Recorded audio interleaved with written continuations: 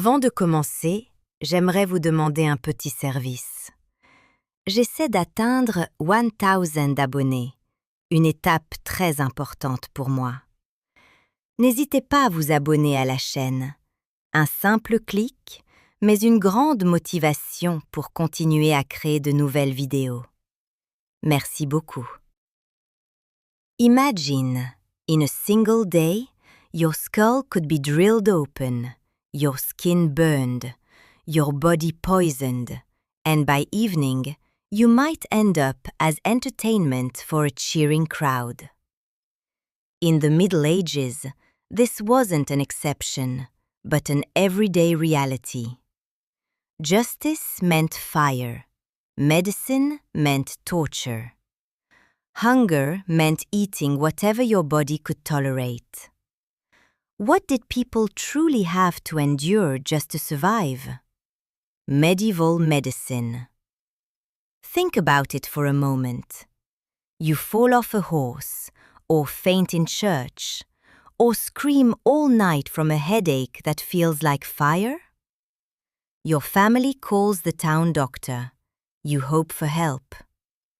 But a man walks in with a metal drill and a knife. He sees your trembling body, shrugs, and says something like, "Too much pressure in the head, we'll open it up." And before you even have a chance to object, two men hold your shoulders down. Another grabs your jaw, and the surgeon places the tool directly on your skull.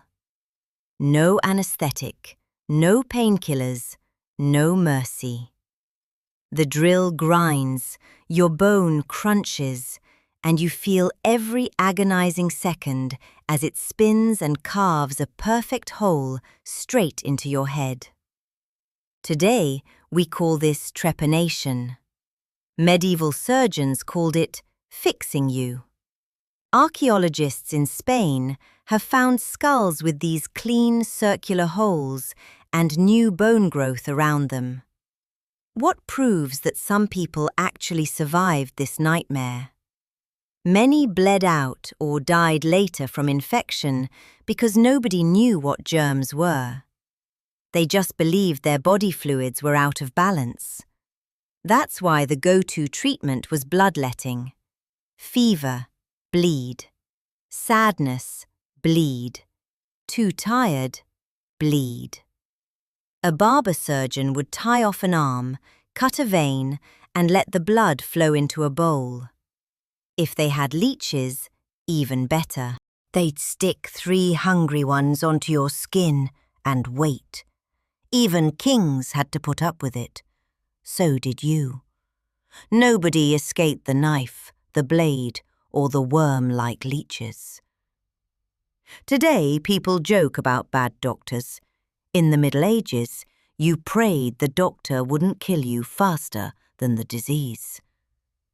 And now, imagine this. After all these torments, you might still end up in court, forced to hold a glowing iron to prove your innocence. Medieval justice. Imagine this. Your neighbour accuses you of stealing a chicken, or you get into an argument with the wrong nobleman, or someone just doesn't like your face. Suddenly, the town wants to test your honesty. They bring out a thick iron rod, heat it until it glows orange, and lay it on a wooden table. The whole village gathers. Children climb fences just to see who screams first. The priest stands nearby as an arbiter. The judge says, "Pick it up. Walk 3 steps. This is a trial by God. No lawyers, no evidence, just fire." You step forward, your heart pounding in your throat, and reach for the glowing metal. It burns into your skin. You feel the heat tear through your flesh. You drop it, stumble back, and everyone watches as your hand swells and blisters. They bandage your hand. Then they send you home and tell you to wait 3 days. Everyone whispers about you. People stare at your door, wondering if your wound will rot or heal. 3 days later, they remove the bandage. If your hand looks clean, you're free. If it looks infected, blistered, or worse, you're guilty. God speaks the truth. People actually died because of this. During the First Crusade, Peter Bartholomaeus tried to prove his honesty by walking through fire. He burned himself so badly that he died days later, and people said his death proved he had lied. This whole system worked for centuries. Europe applied it everywhere, in England, France, Germany. It only changed when the church forbade priests from helping with it. Too many innocent people were burning their own skin for no reason. Imagine living in a world where your fate depended on how fast your burns healed. And now, imagine this. The same crowds watching these trials also watched executions as if they were weekend entertainment. Public executions, a festival where the main act was the death of a human being. That's what public executions looked like in the Middle Ages. On market day, you didn't just buy bread and meat. Sometimes, you brought the whole family to watch an execution by hanging or burning. A small request. If you like the video, show us with a like, subscribe, and hype. Over 99% watch without subscribing. Crazy, right? For you, it's a click. For us, it makes a huge difference. Thanks, and let's continue. In the middle of town, a gallows is erected. Sometimes it's just a simple rope, sometimes a large pyre for burning. For traitors or serious crimes, it gets especially gruesome. The person is dragged through town, half strangled, then disemboweled, and their organs ripped out. Heads are chopped off and nailed to the town gate. A true story. David ap Griffith, a Welsh prince, rebelled against the king. He was hanged, drawn, and quartered, and his body parts were sent all over England as a warning. The crowd roars. Children eat cake and watch. Vendors hawk their snacks. Preachers shout about sinners. People watch every second as if it were their favorite show. Sometimes the person fighting for their life cries or prays. Sometimes they say nothing, and that silence is louder than a scream. It's not just about punishment, it's about showing everyone, follow the rules. The fear lingers in people's minds for weeks. There's no way to forget it. The show changes, but the memory is seared into your mind. Now, if you think a public execution is bad, wait until you hear what some lords claim to do on their wedding night.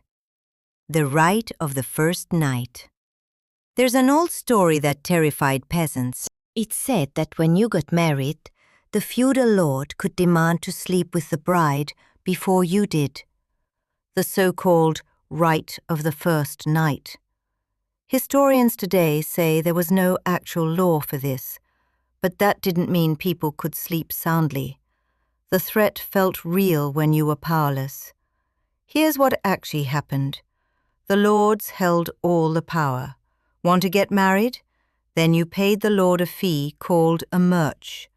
Your wedding needed his blessing, or it wouldn't happen. In some places, lords forced themselves on women or used their status to intimidate families. Nobody could stop them. If a lord decided to take what he wanted, most people stayed silent or pretended they saw nothing. Stories from this time show how real this fear was. An old book tells of Gerald of Aurillac, a lord who ordered a woman brought to his bed. At the last second, he changed his mind, and everyone called it a miracle. This is considered holy because it was so common for lords to abuse women that it was expected. As a bride, you began a new life with fear. If the lord showed interest in you, no one in your village could help you. Just the rumor was enough to make young couples nervous for their entire lives. But the problems didn't end in the bedroom. Even a bathroom brought its own nightmares, and not for the reasons you might expect. Medieval sewage systems. Forget clean bathrooms. Imagine living in a city where the sidewalk was the toilet. In medieval cities, you'd wake up, grab your chamber pot, and dump the night's contents straight out the window. People would shout to warn everyone below, but if you weren't fast enough, you'd be showered with the urine and feces of others. There were no proper drains. When it rained, the streets turned into mud rivers. This didn't just affect people. Horses, pigs, chickens, they all roamed the alleys, leaving their droppings everywhere. Slaughterhouses dumped animal innards in the street. Butchers poured blood directly into the gutter. Some houses had underground cesspits, but these filled up so quickly that gong farmers would crawl down at night to shovel out the thickest, nastiest soup imaginable. People actually died from this. In London, a man named Richard Raker fell through a rotten toilet seat and literally drowned in sewage. Typhoid and dysentery spread like wildfire. You could smell a city before you saw it. If you think this only affected poor people, you're wrong. Even the rich had to deal with the stench, just with more privacy and deeper pits. The entire city was a living sewer, and nobody understood germs. Filth became the background noise of life. But if you think the dirt in the streets was a nightmare, wait until you see what happened to women every time a baby was born. Medieval childbirth. Imagine knowing that every pregnancy could kill you, or your baby, or both. For women in the Middle Ages, childbirth felt like Russian roulette. There were no hospitals. There were no proper doctors for women, only midwives and prayers to saints. No antibiotics, no sterile instruments, no painkillers. The numbers were brutal. About 3 out of 10 babies died before their first birthday. Half of all children never reached adulthood. Even queens and princesses lost children. King Edward. England and his wife had 16 children, but most didn't survive. For mothers, the situation was just as grim. If labour stalled or you bled too much, nobody could do anything.